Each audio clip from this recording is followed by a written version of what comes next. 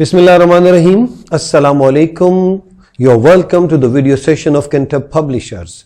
Before going into the topic, let's first make sure that you are having science book grade 4 in your hands, and will be far better if you could have the summer pack, because all the activities, all the learning which are here in this book are re-emphasized in summer pack, and all that summer task during the summer vacation is present in this summer pack.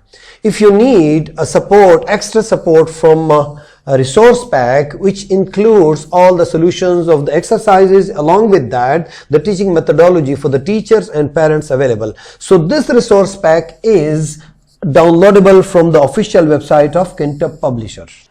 Dear students, we studied about different food groups.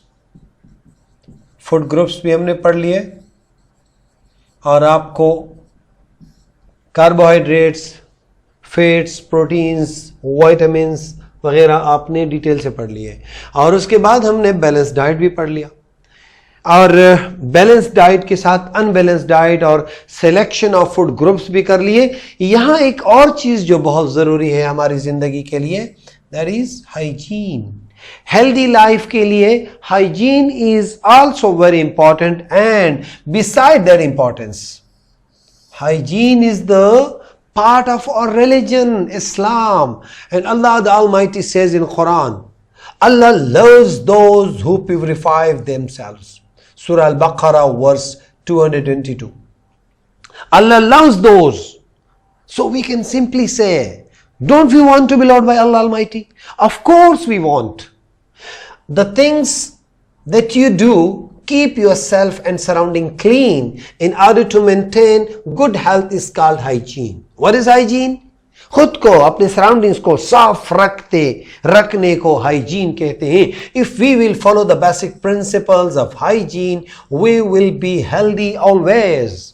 हम हमेशा healthy रहेंगे. और यहाँ पे एक circular चीज आपको नजर आ रही है जहां पे क्या क्या हो रहा है. सी द फर्स्ट वन, खुराक को डांपे. ये देखें, द मक्खी आ रही है यहाँ पे और इसको टच नहीं कर सकती, वापस चली गई because this is covered. Number 2, take bath regularly. Number 2, keep the utensils clean and keep the floor clean, and then wash and like taking bath. The mom is taking bath of the child, and this one is, अगर हमारे पास कोई गंद चीज है तो आपके जमीन में उसको बंद कर दे ताकि वो गंद हवा ना उड़ाए. और उसमें क्या होता है, जब हवा चलती है या पानी आ जाता है तो एक जगह से दूसरी जगह ले जाता है और इस तरीके से कंटेमिनेशन बढ़ जाती है, गलाजत बढ़ जाती है और हमारी हवा और पानी ये कंटेमिनेटेड हो जाते हैं. दीज थिंग्स बिकम पैथोजेंस और ये हमारे बॉडी में जाते हैं. हमारे जो हम सांस लेते हैं तो हमारे नॉस्ट्रिल्स में जाके, हमारे लंग्स में जाके हमें बीमार करती हैं. For that there are some principles. Let's have a glance on those principles. These are golden principles. If you try to learn and remember and discuss with your family, all these will protect you and your family from all kind of diseases. So principles of hygiene. Number one, cooking food on proper temperature procedure. याद रखें, अगर खुराक को ज्यादा पकाया जाए, जला दिया जाए, then that is क्या करता है, वो अनहाइजीनिक हो जाता है. अगर कोई चीज हम सख्त खा लें, नहीं, उनको सख्त भी नहीं खाना. कुछ चीजों को ज्यादा टेम्परेचर पे, कुछ को कम पे, प्रॉपर तरीके से उसको पकाएं और उसके बाद खाएं. और खास करके ज्यादा चीजें को जलाना नहीं चाहिए. हमने देखा है, हम सब्जी जब खाते हैं तो उसका रंग चेंज हो जाता है, बिल्कुल ब्लैक कर देते हैं. सो discuss the same thing with your मम कि हम जब पकाते हैं कहीं और कुकिंग तो हम नहीं कर रहे हैं. Prevent cross contamination. Cross contamination means कि एक चीज अगर हम इस्तेमाल करते हैं, यूटेंसिल दूसरे के लिए भी करते हैं, वो बाहर हवा में पड़ी रहती है, उसमें मक्खियां बैठ जाती हैं और हम दोबारा उसको, तो उससे क्या हो जाता है, क्रॉस कंटेमिनेशन हो जाती है. Heat and cool the food properly. याद रखें, जब हम खाना खा लेते हैं तो या तो फ्रिज में उसको ठीक ठाक तरीके से हम करते हैं, या चीजों को, पानी को बॉईल करते हैं ताकि उससे वो जरासीम निकले. दूध भी जब पीते हैं तो प्रॉपरली उसको बॉईल कर लिया करें. इतना ज्यादा भी बॉईल ना करें कि इसकी जो न्यूट्रिशियस वैल्यू खराब हो जाए. यानी proper heat and cool properly. The word properly is written here.